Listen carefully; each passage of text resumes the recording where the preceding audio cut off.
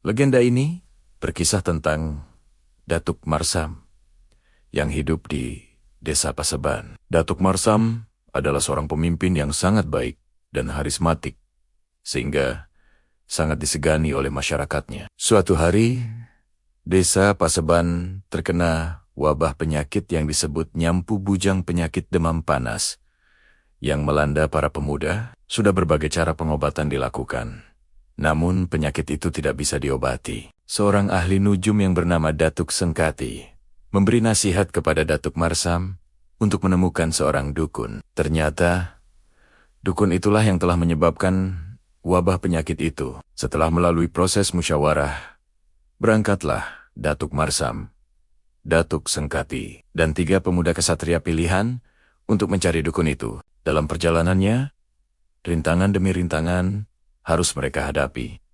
Sampai akhirnya, mereka berhasil menemukan si dukun. Datuk Marsam kemudian bertanya kepada dukun itu, apakah dirinya atau penduduk desanya punya kesalahan, sehingga si dukun menyebarkan wabah ke desa. Namun, dukun itu menjawab bahwa Datuk Marsam tidak punya salah apa-apa. Si dukun menjelaskan bahwa Datuk Marsam merupakan seorang pemimpin yang adil, arif, dan bijaksana. Lalu, saat ditanya alasan dukun itu menyebarkan wabah ke desa, ia justru memberitahukan keinginannya untuk menikahi kedua putri Datuk Marsam. Mendengar ucapan dukun tersebut, Datuk Marsam menjadi sangat emosi. Ia mengatakan bahwa sampai kapanpun, si dukun tidak akan bisa menikahi putrinya. Si dukun kemudian mengancam bahwa wabah yang menimpa para pemuda desa Paseban tidak akan pernah menghilang. Secara misterius, dukun itu mendadak menghilang, pergi entah kemana. Datuk Marsam pun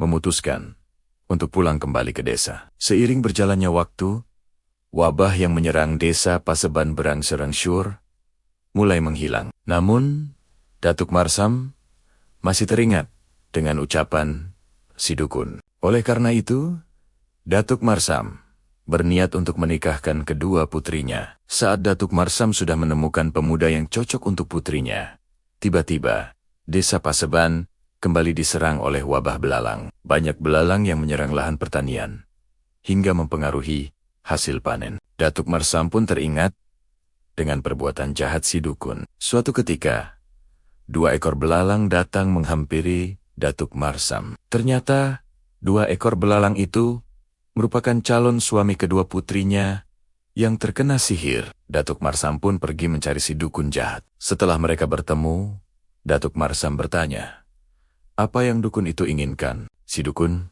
kemudian memberikan tantangan. Ia membawa 2 gelas air putih, lalu menaruh serbuk kunyit ke dalam air putih tersebut. Si dukun berkata, serbuk kunyit ini adalah racun dan mantra. Jika engkau memilih meminum air dengan serbuk kunyit berupa racun, maka desa Paseban akan menjadi milikku. Namun, jika engkau memilih meminum air dengan serbuk kunyit berupa mantra, maka engkau akan menjadi belalang selamanya.